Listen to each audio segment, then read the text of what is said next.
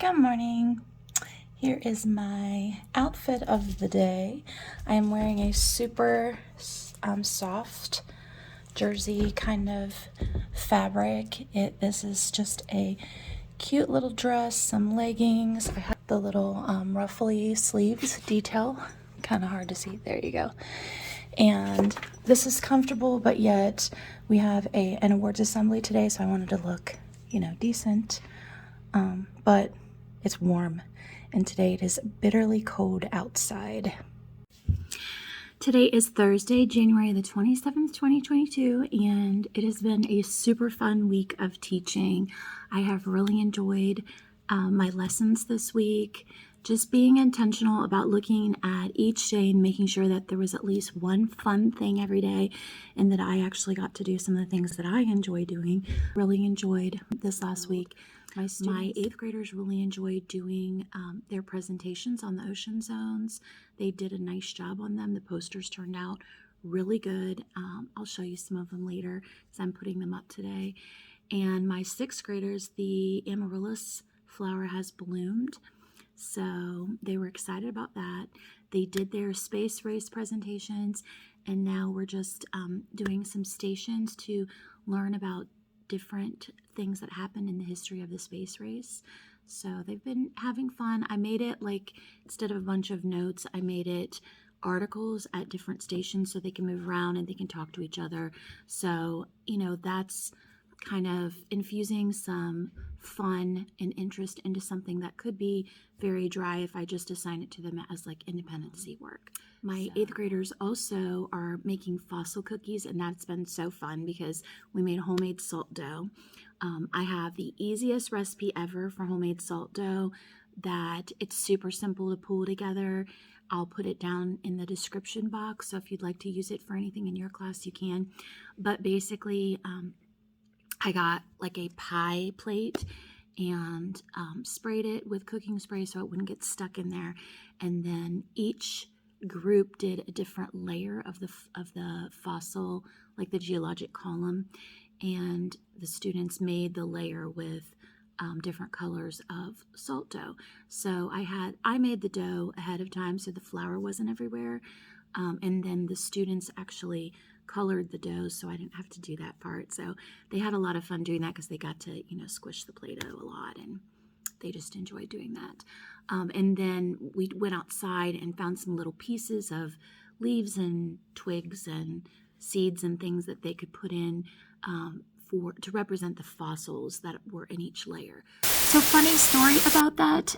Today when my second group of eighth graders went outside to pick up pretend fossil pieces that they could turn into their layers, one of my students picked up, I kid you not, a dead bird. I had no idea this was going on when we were outside. I was scanning, looking at all of my students. Nothing unusual seemed to be happening.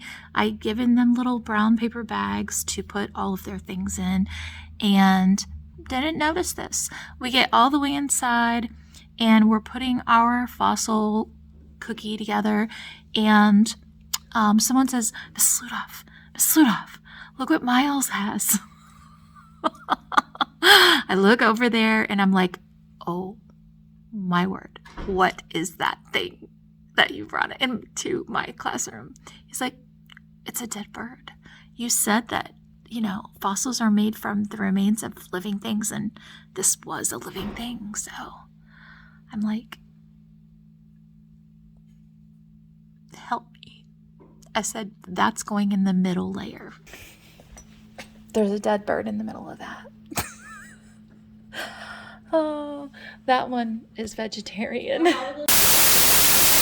So after those kind of dry a little bit, I'm going to cut them and open them up so they can see the layers, and then we'll talk about cross-cutting and, refer it back to what we learned about Law of Superposition, so they can see that the fossils that are on the bottom would have been the older fossils.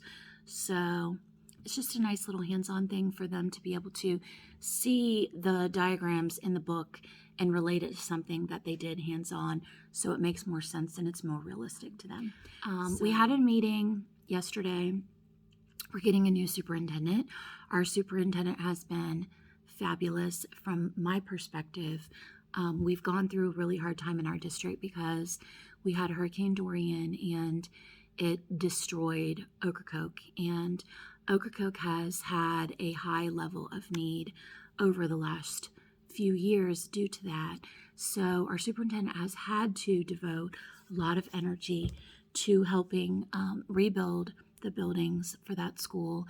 And, because of that, some of the people in our community on the mainland have felt neglected. However, it's kind of like in your family when you have a child that has a terminal illness or something serious like cancer or anything like that, where you have to devote the family's resources to helping that one family member for a period of time until that gets calmed down and rebalanced again in your life.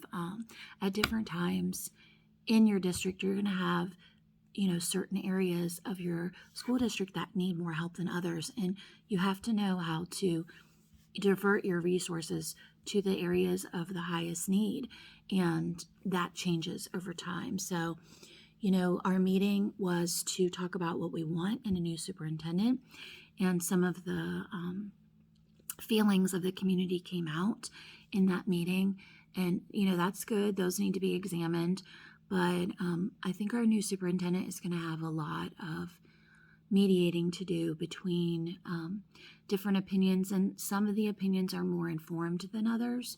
Some of them are based on incomplete information, and I think just not understanding the big picture of what's going on instead of just the pocket of what's going on in that specific area of the county. So it'll be interesting to see who they select. I am a firm believer that my philosophy of education needs to match the leaders that are in the high positions of authority in order for me to function well, because I have a lot of experience and strong opinions about what good education means to me. And because of that, in order to be a leader, I have to have leaders that believe what I believe. So we will see what happens. I don't have any plans on going anywhere. I want to stay here. I'm hoping that some of the good, strong academic changes that we've made that were positive during this superintendent's time here will continue. I want to continue with a growth mindset. I want to continue with personalizing learning instead of everybody does the same thing throughout the district at the same time, because we have different students in those classrooms with different needs. And to give them the best education possible, we have to have flexible leadership that understands that our lesson plans need to flex according to the students that we have sitting in front of us, because we teach students, not curriculum. So I'm hopeful that whoever they choose will kind of just be able to continue with the positive changes that we've made academically and work on some of our community relations and communication.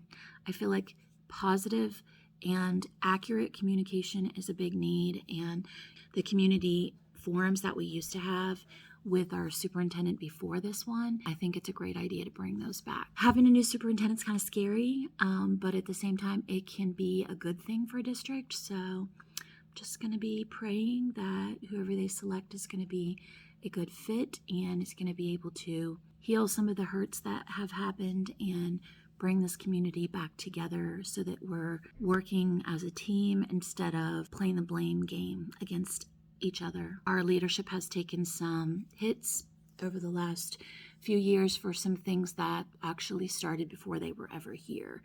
And so I feel for them as, a person who looks at leadership positions in my future. I know what it can be like when you're doing your best to fix a problem and you're getting blamed for the problem that you didn't create. You're there to help. So, lots of positive energy and prayers going out to the people that are in charge of this transition, to our board and everybody that's involved in, positive changes in our district.